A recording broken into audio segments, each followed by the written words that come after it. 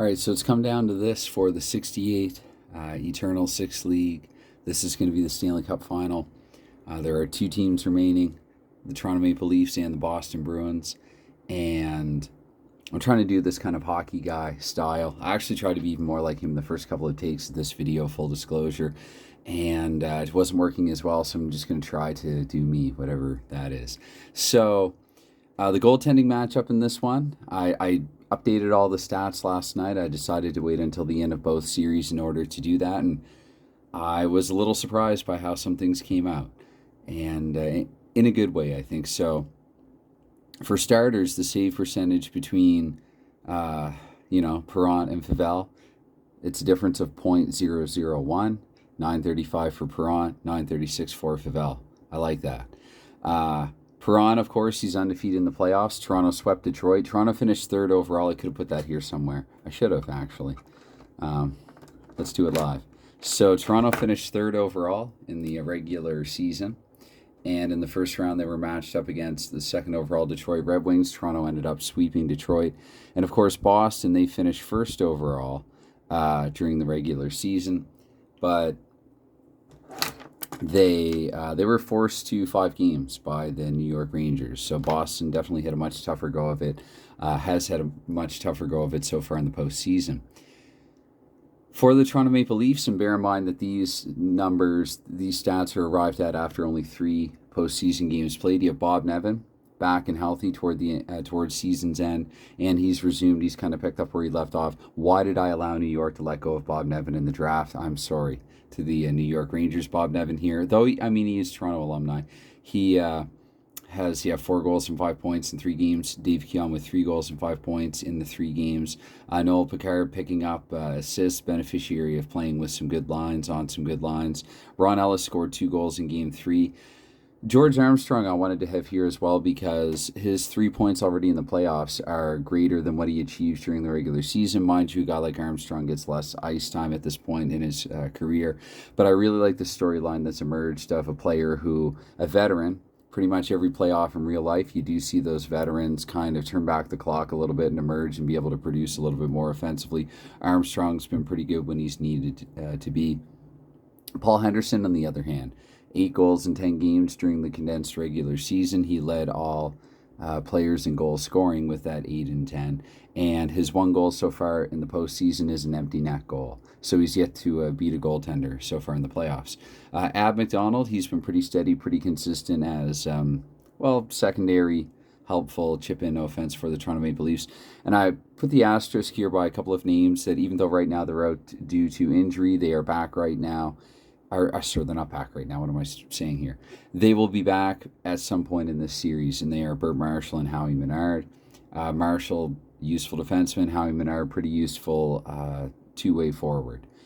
For the Boston Bruins, I knew that Orr was having a productive series, but I didn't realize until I actually went through all the game score sheets and added everything up that he's leading the playoffs. So Bobby Orr, with his 2 goals, both on the power play, 1 on the power play, and 8 points so far. He's in the lead here in the postseason. John Busick with 5 goals and 7 points there coming in second. Derek Sanderson also with 7 points, 4 goals and 3 assists comprises. Busick had a hat trick in game 1 and a 4-point night in game 1. In game 4, Boston was shut out by the Rangers and Glenn Hall being their starting goaltender for this.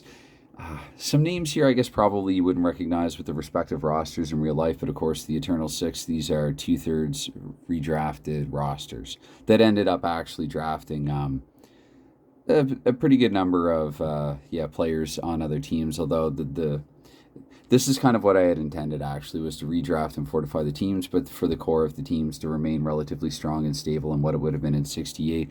There will be time to evolve these teams, and pretty soon they will be drafting players that never played for an original 6 team, or at least certainly didn't play for one at the time they were drafted. They weren't drafted by one. So Phil Esposito, he had 4 points, but bear in mind with Esposito, he's currently injured right now. He's also due back at some point in the final. I'm trying to think about this for a second, how many games he's out. Yes, Esposito guaranteed will see sometime in the final. I want to be deliberately vague about it because injuries usually are deliberately vague. So anyway, there is that. Ken Hodge with 3 points in 5 games and 2 of those 3 goals, or 2 of those 3 points, maybe all 3. Anyway, Ken Hodge had a good game 5 after a quiet first 4 games. Hodge, who led scoring with 15 points in 10 games during the shortened regular season. John McKenzie, again, so he's there, 3 points. And McKenzie, actually, I have to go back, and he finished higher among the scoring leaders than, I had his name omitted, actually, because his stats come from 2 teams during the regular season, so I will amend or rectify that before long. Bob Bond and Ted Green, each with a trio of assists. Assists, they're done a little differently in Hockey Bones, but still it makes sense. It's plausible. They're on the ice at the right times with the right lines. Ted Hampson, not been heard from for a while. He had above a point per game at the time that he got hurt, went out with a serious long-term injury. I'm trying to remember what his exact injury is without revealing the exact number of games because I don't like to do that. He will be back in this series. Ted Hampson should see some ice time in this series as well. Bill Hickey, however, will not. So to anybody who caught any of this during the regular season, the line with Sanderson, Hickey, and Hampson, unfortunately in this postseason, there will be no opportunity for them to be together. Hickey's injury will see him well into the off season. So there is that. Anyway, I just kind of wanted to do this, and again, kind of hockey guy style, set up a little whiteboard, a couple little magnets there holding the logos. I don't have actual team magnet logos. And just go through some numbers and names. And, another thing here, too, I guess. So during the regular season, these 2 teams met twice. It's not really NFL season style because I think the NFL teams would only see one another once. Correct me if I'm wrong about that. Maybe in some seasons, in some eras they have.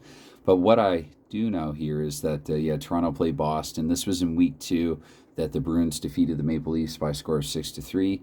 And then in week 8, Bernie Perron, who had been shellacked and shattered for most, if not all, of those 6 goals, he ended up starting for Toronto at Maple Leaf Gardens in Week 8, and the end result was a 2-2 tie. So there is that. And again, Perron, who once again is yet to lose a game in the postseason.